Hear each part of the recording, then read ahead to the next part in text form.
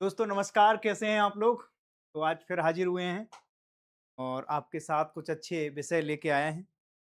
और कुछ चीज़ें ऐसी होती हैं ना कि दिन भर सोशल मीडिया पे जनरली मैं ज़्यादा नहीं रहता हूँ। जब भी टाइम मिल जाता है तो कुछ ऐसी रीलें आज किसी ने फॉरवर्ड की, फिर मैं जंतर-मंतर के कुछ जो वो थे प्रोटेस्टर थे, वो अलग-अलग टाइप से इस प्रोटेस्ट में भाग लेकर कुछ इनोवेशन टाइप का कुछ ऐसी चीज़ें कर रहे थे। तो मुझे बहुत मज़ा भी आ रहा था कि कोई प्रोटेस्ट को इतना एन्जॉय भी कर रहा है। ठीक है?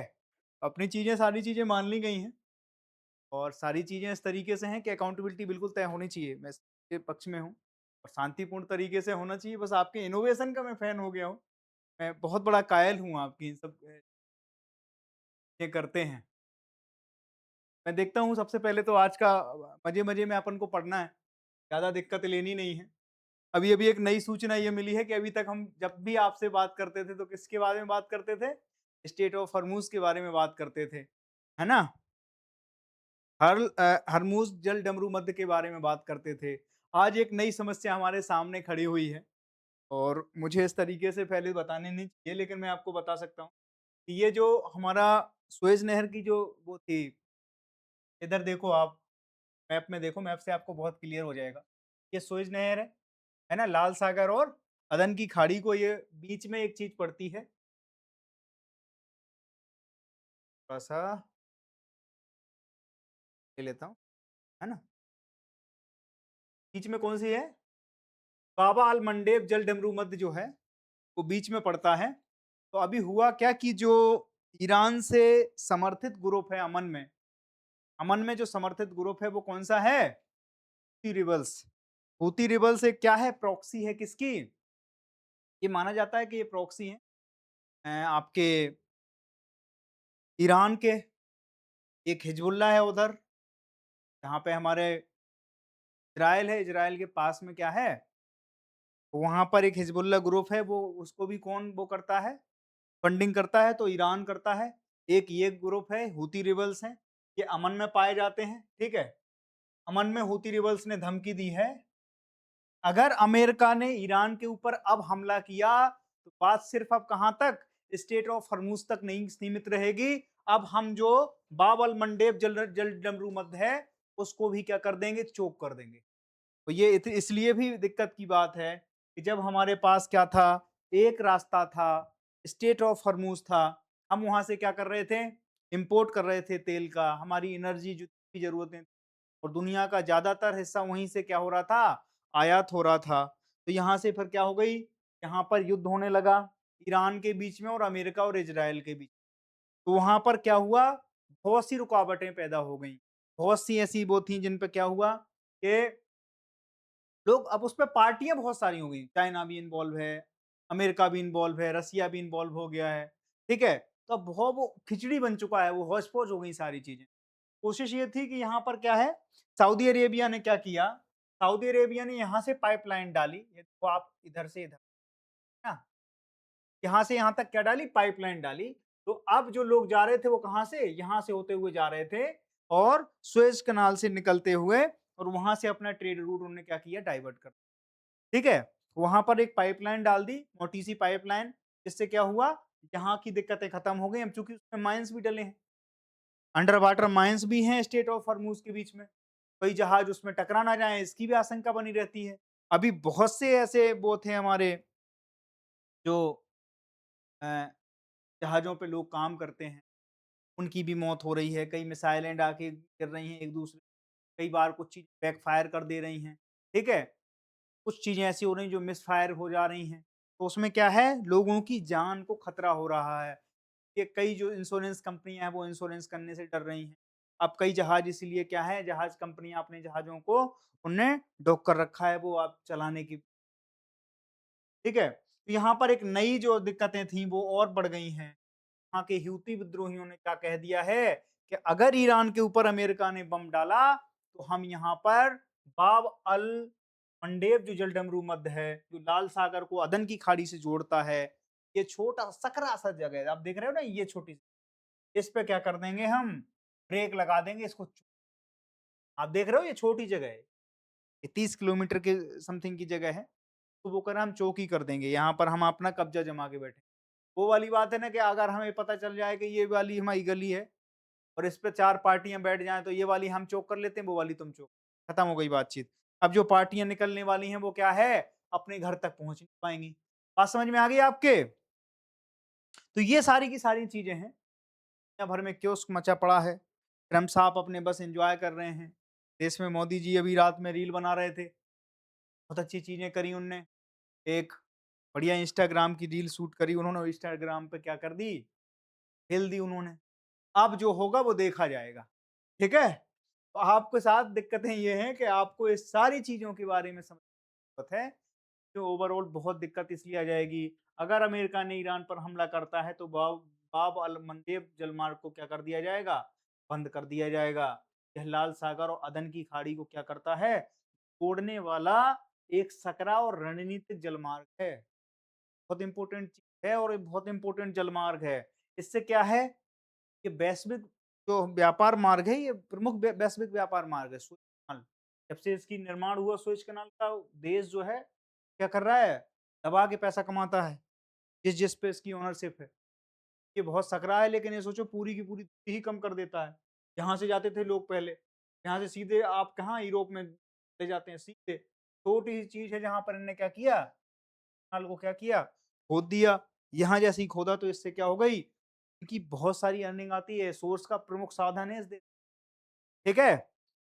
तो आपको ये चीज़ें समझने की ज़रूरत है। अब कोई यहाँ पे भी अगर पाबंदी लगा दे, यहाँ पर भी वही अशांति पैदा हो जाए, फिर क्या होगा? इंडिया पे भी उसका असर पड़ेगा। वो ये कह रहे हैं कि यहाँ से जो सऊदी अरेबिया है, वो यहाँ पर क्या नहीं कर पाएगा? आवागमन नहीं कर पाएगा। लेकिन ये बात हम जानते हैं और आप जानते हो। कि ये बात केवल सऊदी अरेबिया तक नहीं होगी, क्योंकि लगेगी आग तो आएँगे घर कई जद में, जहाँ पर हमारा मकान थोड़ी है। ठीक है? केवल उनका मकान नहीं जलेगा, आँच तो हमारे ऊपर भी आ जाएगी। इसीलिए ये बात अपन को देखनी है, ये चीज़ समझने की ज़रूरत है। अगर वहाँ शांति बनी रहती है, अमेरिका और ईरान के बीच में एक पीस डील जो हो रही है या जो चल रही है, क्रिएट हो जाती है, तो फिर यहाँ पर क्या होगा? शांति बहाल हो सकती है और उस शांति के कारण आप ये देखेंगे कि जिससे हमारी इकोनॉमी पे भी क्या नहीं असर नहीं पड़ेगा। आज भारत की इकोनॉमी में अगर सबसे ज़्यादा दबाव है, उसका एक कारण ये भी है, भारत की निर्भरता स्ट्रेट ऑफ हॉर्मूज़ और आपका ये जो है बाब-अल मंडेब जैसी जगहों से हमारा पूरा का पूरा ट्रेड रूट है वो सब है। तो आप समझो कि अगर इन जगहों पर या इन सारे रास्तों पर अगर कोई पहरा लग जाता है या इनमें रुकावट आ जाती है, तो हमारे यहाँ एनर्जी प्राइसेस क्या हो जाएँगे? एकदम इंक्रीज़ हो जाएँगे, जो कि हम अफ़ोर्ड नहीं। बात समझ में आ गई? अब भारत को थोड़ा-सा प्रोएक्टिवली अपने आप में काम करने की ज़रूरत है। अब अपनी चीज़ें बढ़ाओ, 56 इंच का सीना बताओ कि आप करने वाले हो, क्या करने वाले हो? ऊर्जा आपूर्ति के अहम जलमार्ग, अस्थिरता से वैश्विक अर्थव्यवस्था पर असर आएगा कि भारत, चाइना, रशिया सब पे असर डालेगा ये। एशिया की तो बिल्कुल इकोनॉमी हिल के जाती है, कोई चीज़ रास्तों पे तो हमारी विशेष ज़िम्मेदारी है। ठीक है? तो ये है। अगली चीज़ और देखो आप, ये रिपोर्ट इम्पोर्टेंट है। ये यूनिसेफ, डब्ल्यूएचओ सब मिलके एक साथ इसको क्या करते हैं? इस रिपोर्ट को जारी करते हैं। जब ये रिपोर्ट जारी हुई तो ये आपके आंकड़ों के लिए बहुत ज़रूरी है। यूपीएससी में आंकड़े आप इन्हीं रिपोर्टों से ऑथेंटिकेशन के साथ आपके साथ प्रस्तुत कर रहे हैं हम। कि दुनिया के लिए सोफी 2026 रिपोर्ट आई है, ठीक है? इसमें एफएओ, आईएफएडी, यूनिसेफ, डब्ल्यूएफपी और डब्ल्यूएचओ द्वारा इसको क्या किया जाता है? जारी किया जाता है। बात समझ में आ गई? तो ये सूफी जो 2026 की रिपोर्ट है, ये बहुत ज़्यादा असमानता से भरी हुई है और उसका एक कारण ये भी है, एशिया की टोटल जो हंगर वो है आपकी है, या इतने लोग जो हैं भूखे रह रहे हैं, उस पूरे एशिया से केवल क्या अफ्रीका की तुलना अगर कर लो, अफ्रीका के लोग ज़्यादा क्या कर रहे हैं? कर रहे हैं। भुखमरी यहाँ ज़्यादा है, जहाँ 3.9 करोड़ लोग हैं, भूखमरी यहाँ पे 3 आबादी है, गई है। भूख में अपना जीवन यापन कर रही है। यहाँ पर क्या है? यहाँ पर एशिया में, जबकि एशिया में आबादी ज़्यादा है, चाइना एशिया में है। इंडिया एशिया में है। बड़े मेजर कंट्री जो हैं पाकिस्तान, बांग्लादेश, तो पॉपुलेशन वाइज़ मेजर कंट्री हैं, वो कहाँ बस रहे हैं? एशिया में बसते हैं। लेकिन उसके बाद भी इतनी नहीं है, लेकिन ये भी स्थिति 30.9 करोड़ लोग भूखे हैं कहाँ पर? एशिया में। एशिया में केवल हम ये नहीं कह सकते हैं, पाकिस्तान में होंगे, इंडिया में होंगे, बांग्लादेश में होंगे, श्रीलंका में होंगे, चाइना में भी होंगे। तो लोग सोचते हैं कि चाइना में भी है हंगर, ठीक है? तो ये है, दुनिया के लिए चेतावनी है कि 2.69 अरब से अधिक लोग एक स्वस्थ आहार वहन नहीं क्या कर रहे हैं? इस शहर तो डूबा हुआ है तस्वीर में, आप अपना घर सजाते फिर इन गुनाहों को छुपाते फिर रहे हैं, खुद को सायों से बचाते फिर रहे हैं। ये सारी की सारी चीज़ दोस्त यहाँ दुनिया भूखों मर रही है, हम युद्ध पे युद्ध थोपे जा रहे हैं, हम एक-दूसरे के दुश्मन बने हुए। ये रिपोर्ट हमें ये बताती है, लोग यहाँ भूख से तड़फ रहे हैं, वहाँ मिसाइलों पे पैसा खर्च करके लोगों को ही मार रहे हैं। कितनी असमानता है दोस्त, हैं? आप देखो 2025 में विश्व भर में 2.69 अरब लोग जो थे, लगभग 32.7% आबादी एक स्वस्थ आहार को वहन नहीं कर सकती थी। इस बार भी कुछ अच्छी स्थिति नहीं है। इस बार 2.6 अरब लोग हैं। वो लोग क्या है? एक अच्छे आहार को नहीं कर सकते हैं। अफ्रीका में देखो आप भुखमरी का आलम, ये बच्चा देखो,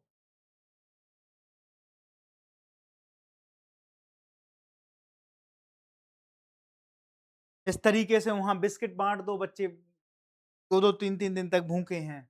कोई उन्हें पूछने वाला नहीं है कि साहब आपने खाना खाया कि नहीं? कोई पूछने वाला नहीं है इस पूरी दुनिया में इन बच्चों से।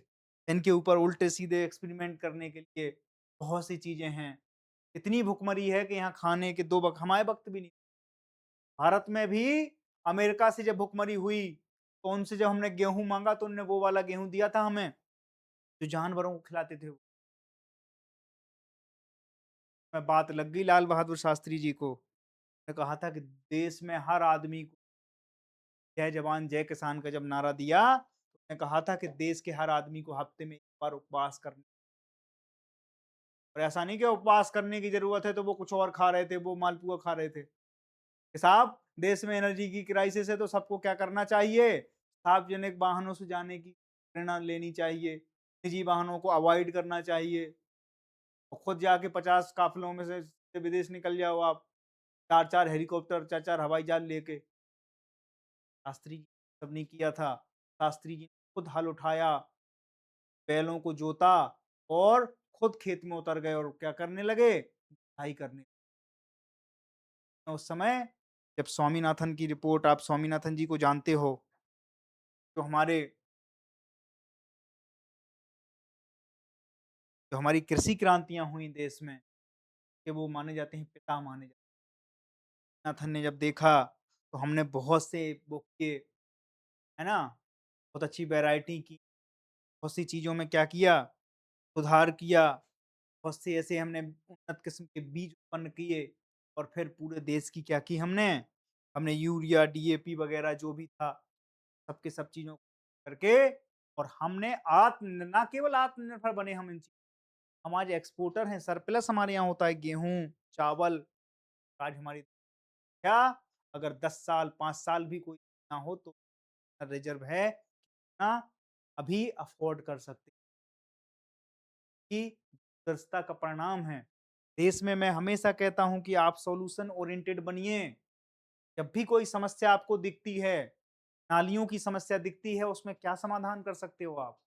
आपको पॉल्यूशन की समस्या दिखती है, आप क्या समाधान कर सकते हो? तो हमेशा आप सॉल्यूशन ओरिएंटेड बनिए, प्रॉब्लम ओरिएंटेड बनने से काम नहीं चलेगा। यहाँ पर देखो आप, इस समय क्या है, वैश्विक स्तर पर स्वस्थ आहार वहनीय 2025 में आई थी, 32% आबादी भूख से नीचे थी।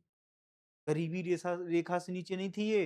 ये भूखी, ये इन्हें खाने को ही नहीं मिल रहा है, ठीक है? तो ये स्थिति है दुनिया की स्थितियों को देखते हुए थोड़ा इनको समझदारी दो जो हुक्मरान हैं, कि लड़ने से और इन सब चीज़ों से और ऐंठ से और प्राइड से इन सब चीज़ों से काम नहीं चलता है। तन की हविस मन को गुनहगार बना देती है। बागों के बागों को बीमार बना देती है और भूखे पेटों को देशभक्त खाने वालों भूख इंसान को गद्दार बना देती है। ध्यान रखना इस चीज का। इन बच्चों को खाना मिलना चाहिए। इस चीज की पूरे के पूरी दुनिया में आवाज होनी चाहिए और ये जो असमता है, जो विषमता है कि अफ्रीका में खाने को नहीं है, आप पिज़्ज़ा और बर्गर फेंक दे रहे हैं। इस चीज़ पे भी क्या होना चाहिए? अकाउंटेबिलिटी तय होनी चाहिए सब लोगों में। अब देखो इसमें क्या है? कारण क्या है इसके? संघर्ष और असुरक्षा है। कई जगह इस तरीके की चीज़ें चल रही हैं जैसे ईरान और देखो अभी इसका रसिया और यूक्रेन में युद्ध देखो। यूक्रेन एक्सपोर्टर था हमारे यहाँ कृषि। बहुत जगह उसकी क्या जाती थी? अनाज जाता था। रसिया ने इतने बम मारे कि वहाँ उस एक तो हमारे यहाँ भुखमरी चल रही है, दूसरी तरफ हम वहाँ पे जो उपजाऊ ज़मीनें हैं, उनमें कुछ उप उपजा नहीं पा रहे हैं, केवल इसलिए कि वो ज़मीन, वो लैंड क्या करें हम, आपसी मतभेद के चक्कर में हम उन ज़मीनों को बंजर बना दे रहे हैं। सालों तक की अब इससे ओवरऑल क्या है, ओवरऑल प्रोडक्शन तो घटा ना। जितने भी देश प्रोडक्शन कर रहे थे, मान लो कि अभी शॉर्ट एंड प्रोडक्शन हो रहा था दुनिया में। रसिया ने वहाँ पे युद्ध किया, ईरान ने यहाँ युद्ध किया, अमेरिका ने युद्ध किया, इज़राइल ने युद्ध किया, तो ओवरऑल प्रोडक्शन में तो प्रभाव तो पड़ेगा ना उस चीज़ पे। प्रोडक्शन तो प्रभावित होगा कि नहीं होगा? और जब अगर प्रोडक्शन प्रभावित हो रहा है, तो फिर क्या होगा? ये जो भुखमरी की आप स्थिति देख रहे हो, ये और भी बढ़ सकती है। जिन चीज़ों को हम सुखद मोड़ दे सकते थे, बातचीत से मसले हल हो सकते थे, वहाँ पर हमारी नाक लग जाती है और अभी वही हुआ। सरकारों की नाक बहुत बड़ी हो जाती है एक देश की नाक बहुत बड़ी हो जाती है, ठीक है? ऑपरेशन सिंदूर के बाद ये बहुत अच्छा काम किया था इंडियन आर्मी ने। अपने जो हमारी जो लक्ष्य थे, उनको समाप्त करते हुए हम बहुत जल्दी उससे बैक आ गए थे। वरना एक बार अगर हम युद्ध में उलझे, तो युद्ध किसी के लिए भी फ़ायदेमंद सौदा नहीं है। बात समझ में आ गई? हाँ, हम युद्ध इस चीज़ आओ हमसे, कृषि में आ जाओ आगे, आप खाद्यान्न में आ जाओ हमसे आगे, हमारे जो इनोवेशन है उनमें आ जाओ आप हमसे आगे। आप और भी सारी चीज़ें हैं, उनमें आओ हमसे आगे। आपसे बेहतर गाना बना सकते हैं, हम आपसे बेहतर किताब लिख सकते हैं, हम आपसे बेहतर गज़ल लिख सकते हैं, कविता कर सकते हैं, हम आपसे बेहतर सिंगिंग कर सकते हैं, हम आपसे बेहतर इनोवेशन कर सकते हैं, आपसे बेहतर और ज़्यादा R&D करके हम स्पेस टेक्नोलॉजी में आपसे आगे आ सकते हैं। इन चीज़ों पे आओ। इसमें क्या ही कि आपने एक मिसाइल मार दी, वहाँ के 500 मर गए, वहाँ ने उनने मार दी, 500 यहाँ के मर गए। इन लोगों का तो कोई कसूर ही नहीं था, ना यहाँ के, ना वहाँ के। अगर कंपटीशन करनी है तो इन क्षेत्रों में करके दिखाओ, हम वहाँ पर स्वस्थ प्रतिस्पर्धा करने में तैयार हैं।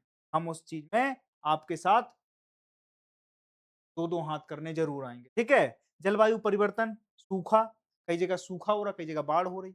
उससे क्या है कि फसल के टोटल प्रोडक्शन में क्या है, वो प्रभाव पड़ रहा है उसका। क्रॉप पैटर्न भी बदल रहा है, क्लाइमेट चेंज से क्रॉप पैटर्न बदल रहा है।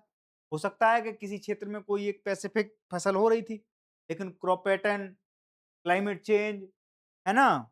वेदर चेंज के चक्कर में क्या हो रहा है कि वहाँ पे सारी चीज़ें बदल जा रही हैं। अब सारी चीज़ें बदल जा रही हैं तो फिर क्या करना पड़ेगा हमें? क्रॉप पैटर्न के हिसाब से फसलें करनी पड़ेंगी। जहाँ पे मान लो कि सूखा पड़ रही है, वहाँ पे हम धान की खेती करवा दें। क्या होगा? पानी का पानी खत्म हो जाएगा और धान की धान नहीं हो पाएगी।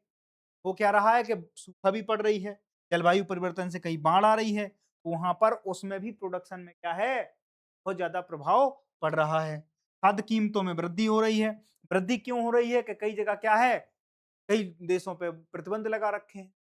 आपस में सब लोग लड़ रहे हैं, बड़ी ताकतें इस चीज़ में हैं, एक लॉबिंग चल रही है कि छोटे-छोटे देश जो हैं, वो यहाँ पर अब कहीं हमें मान लो किसी को ऐड भेजनी है, ताकि प्रतिबंध लगे हैं।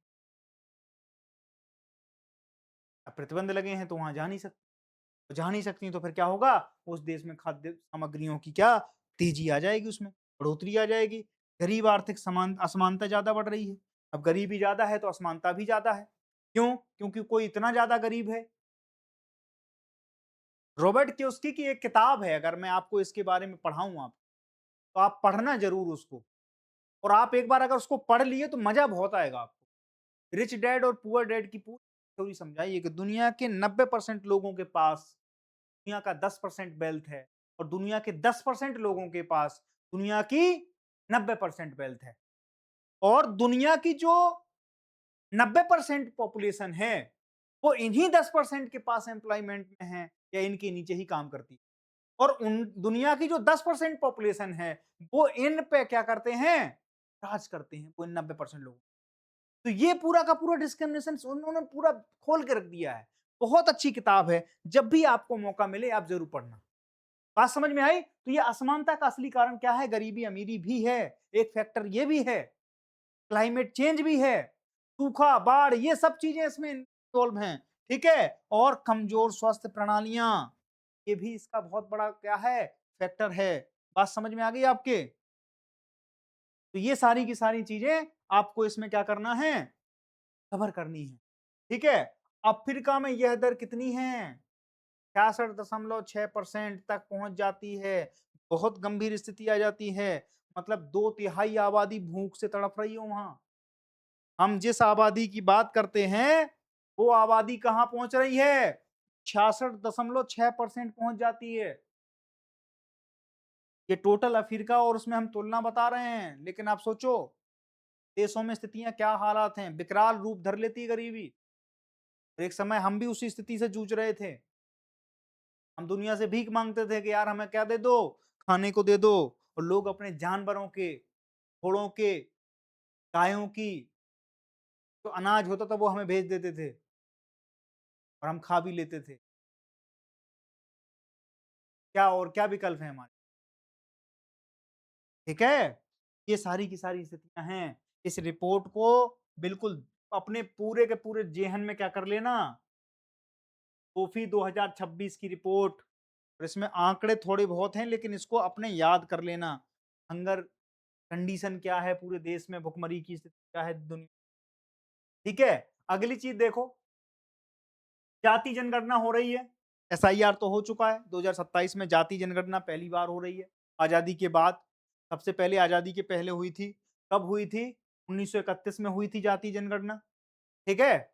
और उसके बाद अब 2027 में होने जा रही है, और जाति जनगणना से बहुत सी चीजें निकल के आएंगी। इसके बाद क्या होगा? के बाद हमारे पास आंकड़े होंगे। आंकड़े होंगे तो फिर हम क्या, आरक्षण की मांग को और तेज, आप देखेंगे कि इसमें एक रैपिड चेंज आएगा समाज, बहुत सी चीजों में गैप बढ़ जाएगा।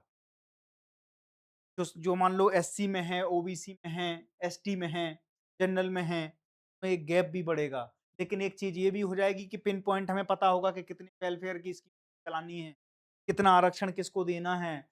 आरक्षण की जो रिजर्वेशन क्रीमिलियर है, उसको भी हमें लागू करने में क्या होगी, सहूलियत हो जाएगी। तो ये सारी की सारी चीजें गवर्नमेंट क्या करने के चल रही है, 2027 में जातीय जनगणना पर विचार नहीं हो रहा है, ये फाइनल हो चुका है।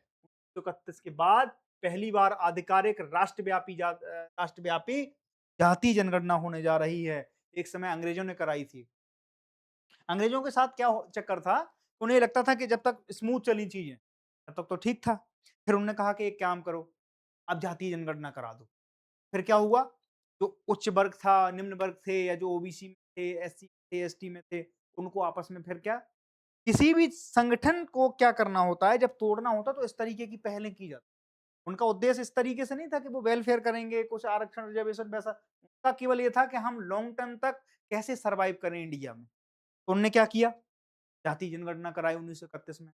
उससे पहले वो सेपरेट इलेक्टोरल लेके आए थे, मुसलमान मुसलमान को वोट करेगा, हिंदू हिंदू को वोट करेगा, ठीक है? तो वो इस तरीके की चीजें लेके आ रहे थे। गोलमेज सम्मेलन जब हुए, उसका एक बड़ा परिणाम निकल के ही तो आया था उन चीजों। तो ये सारी की सारी चीजें क्या होती हैं कि जब सत्ता को लगता है कि हाँ चीजें ठीक, फिर वो क्या करती हैं, तरीके के। बीजेपी को लग रहा था कि यार 14 से अभी 12 साल हो गए हैं, अब इन सब चीजों की जरूरत नहीं है, तो अब क्या करें? पीडीए की अभी मांग बढ़ी, यूपी पीए की मांग बढ़ी, उन्होंने कहा कि आप आरक्षण खत्म कर देंगे। उसके चक्कर में इन्हें 240 सीटें मिली। 240 सीटें मिली तो उस पे क्या हुआ, इनने रियलाइज रियलाइज करने के बाद पता लगा कि अब ये क्या कर रहे हैं, जातीय जनगणना को हामी भरी, और अब ये जातीय जनगणना 2000, ठीक है? अंतिम बार 1931 में हुई थी। जाति जनगणना 27 में प्रत्येक व्यक्ति की जाति पूछी जाएगी, कॉलम होगा स्पेशली उसमें, ठीक है? सभी राज्यों केंद्र शासित प्रदेशों में एक समान प्रक्रिया होगी। डेटा का उपयोग नीति निर्माण, गवर्नमेंट का जो मानना है, कह रही पॉलिसी मेकिंग में सामाजिक न्याय, ठीक है? संसाधनों के न्याय संगत वितरण में होगा, ये लाइन आपको डालनी है। हमने आपको उसके पीछे का बैकग्राउंड समझाया, लेकिन ये लाइन आपको डालना है कि डेटा का यूज़ क्या होगा, अगर ये डेटा आ जाता है हमारे पास तो क्या होगा? तो इसके लिए नीति निर्माण में के हिसाब से पॉलिसी मेक करेंगे हम। सामाजिक न्याय और संसाधनों के न्याय संगत वितरण में। कोई ज़्यादा गरीब हो उसको मिलना चाहिए। जैसे अभी ईडब्ल्यूएस का वो आया, भाई वो उस तरीके से है। लेकिन क्या है, आरक्षण का तो नियम ही इस तरीके से था कि अनटचेबिलिटी के हिसाब से मिले, ठीक है? जाति के हिसाब से मिलेगा। तो अब जब जाति के हिसाब से जनगणना हो जाएगी, कौन कितना गरीब है, कौन कितना अमीर है, किसकी क्या पोज़ीशन है, उस हिसाब से हमारे पास आंकड़े होंगे, तो हम पिन पॉइंट एक्यूरेसी के साथ क्या कर सकते हैं, उस चीज़ को क्या है, हम अपनी पॉलिसियाँ मेक कर सकते हैं, पॉलिसी बना सकते हैं और चीज़ों को आगे ला सकते हैं। बात समझ में आ गई? तो इसका एक लाभ ये भी है, अधिसूचना जारी हुई थी 2026 में प्रभावित है। गृह सूचीकरण 2026 के अंत तक जारी हो सकता है और जनसंख्या गणना फरवरी 2027 से शुरू हो जाएगी। परिणाम 2027 के अंत तक आ जाएगा और गवर्नमेंट की जो हैं, वो इस तरीके से आगे बढ़ेंगी। और ये महत्वपूर्ण क्यों है? सामाजिक न्याय, समावेशी विकास के लिए सस्टेनेबल डेवलपमेंट की बात करता हूँ मैं।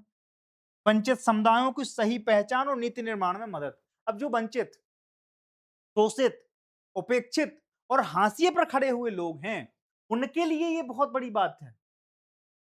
इस देश में आरक्षण मिलना, आप सोचो कि एक आदमी 100 पे खड़ा है, एक आदमी 10 से शुरू कर रहा है। नहीं, पहले स्वस्थ प्रतिस्पर्धा तो यही है ना कि उसको भी 100 पे ले जाओ आप। 100 पे ले जाने के बाद फिर आप रेस चालू करो। फिर आप चालू करो कि हाँ साहब इस तरीके, उसमें भी अभी सुप्रीम कोर्ट ने बहुत सी जजमेंट दी। आरक्षण को लेकर बहुत से जजमेंट दिए हैं कि क्रीमी देखो आप, जो एक बार आरक्षण का लाभ ले चुका है, अब वो फिर बार-बार ले रहा है। पापा पापा आईएएस हैं, उसको क्या मिल रहा है? आरक्षण का लाभ मिल रहा है। सरकार ने कहा कि जो लोग अब ठीक-ठाक पोज़ीशन पे आ गए हैं और सोशल मीडिया के दौर के बाद तो आप देखो सारी चीज़ें ग्लोबलाइज़ हो चुकी हैं। तो अब उतना ज़्यादा समाज में भी तो नहीं है, जितना ज़्यादा पहले था। पहले हड़िया टाँग देते थे लोगों के गले के बाहर। अब साहब इसी में थूको, ज़मीन पे थूक नहीं सकते हो आप, पानी अलग पियोगे आप। अब वैसी स्थितियाँ नहीं हैं, क्योंकि दुनिया अब ग्लोबलाइज़ हो चुकी है, सोशल मीडिया का दौर आ चुका है, दुनिया अमेरिका को भी देख रही है, इंडिया को भी देख रही है, जापान को भी देख रही है, फिलीपींस को भी देख रही है। तो सारी चीज़ें एक जगह पे हमें मिल जाती हैं और हम सारी संस्कृतियों का अध्ययन, सारी समाजों का अध्ययन एक साथ कर पाते हैं और इससे उतनी स्थितियाँ खराब नहीं हैं अब, पहले हुआ करती थी।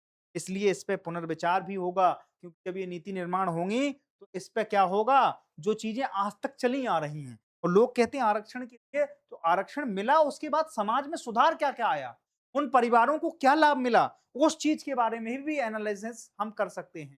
हमारे पास आंकड़े होंगे, हमारे पास डाटा होगा, तो आपको ये जनगणना का पूरा खेल हमने आपको समझाने की कोशिश की है। ठीक है? आरक्षण नीति, कल्याणकारी वेलफेयरिज्म स्कीम, है ना? साक्ष्य आधारित निर्णयों के समय विकास को बढ़ावा देना, ठीक है? ये सारे के सारे लक्ष्य हम इसको लेके चल रहे हैं। तो 2027 में क्या है? जातीय जनगणना पहले 10 साल में होती थी। के साथ क्या आ गया? तो हमारे पास जितने भी आंकड़े हैं वो 2011 के हैं। अभी हाल-फिलहाल में हमें जो भी चीज़ें हम पॉलिसी में करते हैं वो 2011 की जनसंख्या हैं, उसके हिसाब से करते हैं। अब 27 में हमारा हो जाएगा तो क्या हो जाएगा? 21 में उन्होंने कहा था कोरा कोरोना आ गया। गवर्नमेंट अगर थोड़ा-सा भी लूप-होल मिले तो निकल जाती है। ये तो अच्छी चीज़ हुई कि वो इस बार गलत जगह फँस गए। वो इस बार जैन जी के चक्कर में फँस गए। इसलिए नाक रगड़ दिए जैन जी। बोले चलो आओ, और जो लठ मार के गया था उसी को फूल पकड़ा रहे हैं। Sir, please sir, selfie. तो ये सारी चीज़ें गलत जगह फँस गए वो। उन्हें लगता था पहले हम डंडे-वंडे से काम चला लेते हैं, फिर डर जाएँगे। ये डरने वाले नहीं है ये। ये जिन्हें जितना पीटोगे, मम्मी-पापा ने तो पीटा नहीं। मम्मी-पापा ने तो बड़े पुचकारा। उन्हें लगा इसको ये फेस्टिव, वो इस चीज़ को लेके पैशनेट हो गए हैं। मैंने तो कई जगह ये देखा है, अभी मैं रोज़ जाता हूँ मैं। मैं इसलिए भी जाता हूँ कि बच्चों को देखता हूँ, बड़ा मज़ा आता है। बच्चे कहते हैं कि सुनो, अगर तुम नहीं आए तो हमारी तुम्हारी कुट्टी, हमारी तुम्हारी दोस्ती खत्म हो जाएगी। कल मैं भी जा रहा हूँ, आप भी चलो। अगर आप मेरा सच्चे दोस्त हो, तो फिर आपको वहाँ पर प्रोटेस्ट में चलना है। बोले क्यों? बोले चिल करने ब्रो। ब्रो बोले चिल। ये जो चिल करने वाली जो आप लोगों में खूबी है, वो बहुत मज़ेदार है, बहुत शानदार है। इस अपनी हस्ती को और मस्ती को ज़िंदा रखना। और मैंने पहली बार हिंदुस्तान के बहुत से पढ़े हैं, बहुत से देखे हैं प्रोटेस्ट। 11 भी देखा, अभी भी देखा, किसान आंदोलन भी देखा, मैं उसमें भी गया था। मेरी कोशिश रहती है पार्टिसिपेट करूँ, कुछ अच्छी चीज़ें अगर हो रही हैं, रिफ़ॉर्म अगर हो रहा है, तो आप ये चीज़ रियलाइज़ कर पाएँगे कि ये पहला प्रोटेस्ट है जिसमें लोग क्या कर रहे हैं, प्रोटेस्ट को एन्जॉय कर रहे हैं। ठीक है? चलते हैं। अब आगे देखो, एक और हमने चीज़ करी है कि अभी क्या हुआ, अदरक और लिली की नई प्रजातियों की खोज की। कहाँ पर की है? तो यहाँ पर हमने शिलांग में पीएसआई जो वनस्पति शास्त्रियों के द्वारा किया गया, जो हमारे शोधकर्ता थे, उन्होंने एक अदरक और एक लिली की प्रजाति नई खोज निकाली है और उसका नाम क्या रखा? तो हेडिचियन जुबिनगार्नियानम, जुबिन गर्गियानम, इसका नाम है जुबिन गर्गियान। ठीक है? इसका असमिया गायक जुबिन गर्ग के नाम पर रखा गया। अब ये कौन थे? बहुत अच्छे-अच्छे गाने गाए इन्होंने, कि हाल ही में मृत्यु थी। उनको जेस्चर के तौर पे ये इन नाम पे रख दिया गया। कोई बहुत ज़्यादा इनका वो होगा, हंसक होगा, है ना? कोई प्रोफ़ेसर या जो शोधकर्ता होगा, इनके नाम पे ही इनका नाम रख दिया। बहुत अच्छे-अच्छे गाने गाए। भारतीय सिनेमा में बहुत बड़ा योगदान है जुबिन गर्ग का, ध्यान रखना। ठीक है? बहुत अच्छे-अच्छे, मैं भी बहुत पसंद करता था इनके गाने और अभी भी करता हूँ, बहुत से अच्छे-अच्छे गाने इनके। ठीक है? वैज्ञानिक नाम हमने बता ही दिया, हेडिचियम पिनगर्गियानम, कुल है इसका फैमिली है जिंगीबेरेसियस और स्थान है शिलांग का मेघालय उपोष्ण कटिबंधीय क्षेत्र। आप लोग ज्योग्राफी पढ़ रहे हैं, उसमें सारी चीज़ें शुक्ला जी हमारे पढ़ाते हैं, मनोज शुक्ला साहब, सारी चीज़ें पढ़ा रहे होंगे आपको। जब स्थिति विस्तार के बाद जब हम देश की मिट्टी पढ़ते हैं, भाग पढ़ते हैं, सारी चीज़ें हैं ना, उष्णकटिबंधीय, पोष्णकटिबंधीय और दुनिया से मिला के हम वो चीज़ें पढ़ते हैं क्योंकि पूरी दुनिया में कुछ चीज़ें हैं जिसमें हमने क्या कर रखा है, इस दुनिया को इस भागों में भौगोलिक आधार पे बाँट रखा है। ठीक है? छायादार वन क्षेत्र, नमी वाले ढलान और झरनों के आसपास ये लिली और ये सब चीज़ें पाई जाती हैं। खोज हुई 2023 में, सर्वेक्षण के दौरान अब औपचारिक रूप से वर्णित है ये सारी चीज़ें। स्थिति है कभी स्थानिक होने की संभावना, संरक्षण की आवश्यकता। अभी इसमें क्या है? संरक्षण की आवश्यकता है क्योंकि ये क्या है? एक ट्रेडिशनल हर्ब्स है।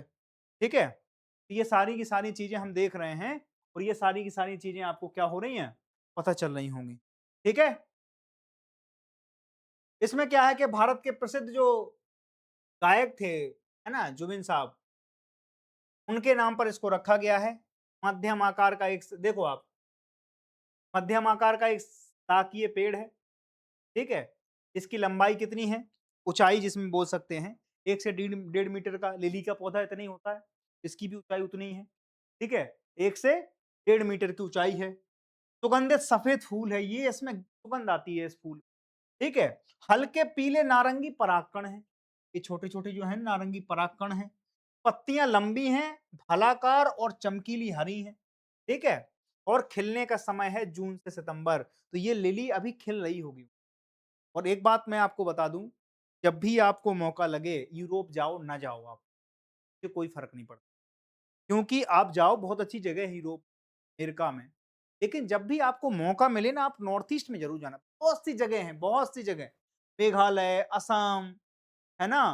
त्रिपुरा, पूरी जो 7 सिस्टर समाई हैं नॉर्थ ईस्ट की, उनमें घूमो आप, इतनी चीज़ें मिलेंगी आपको, दुनिया पागल है वहाँ के लिए। अगर एक बार आ जाता है ना विदेश फ़ॉरेनर वहाँ पे जाने के लिए, वो बार-बार कहता है कि नहीं उससे ज़्यादा शांत जगह हमें कहीं, ठीक है?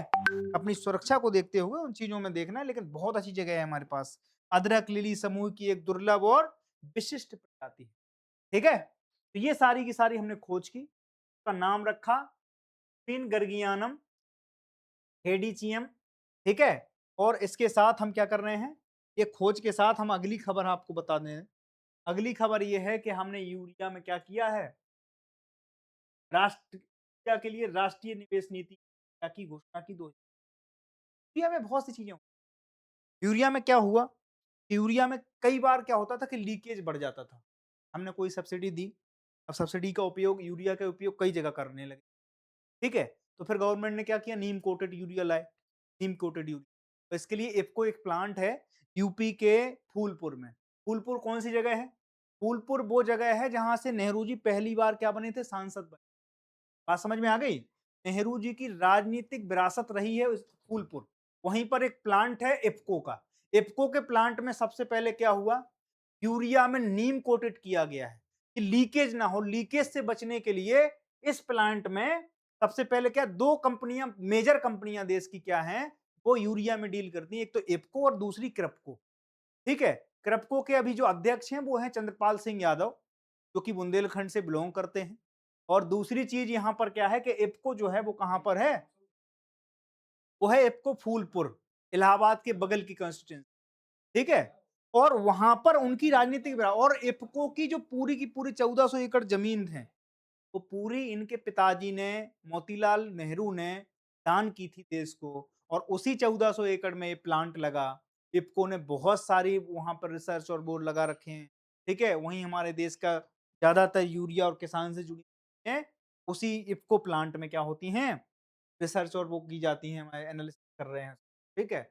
यूरिया उत्पादन की क्षमता को बढ़ाने और नए संयंत्र स्थापित करने को प्रोत्साहन कर रहे हैं हम। ठीक है? कैसे? राष्ट्रीय निवेश नीति में समयबद्ध स्वीकृति और सिंगल विंडो क्लियरेंस के लिए हम बात कर रहे हैं। पूंजीगत सब्सिडी, वित्तीय प्रोत्साहन और रियायती ऋण की सुविधा उपलब्ध करा रहे हैं।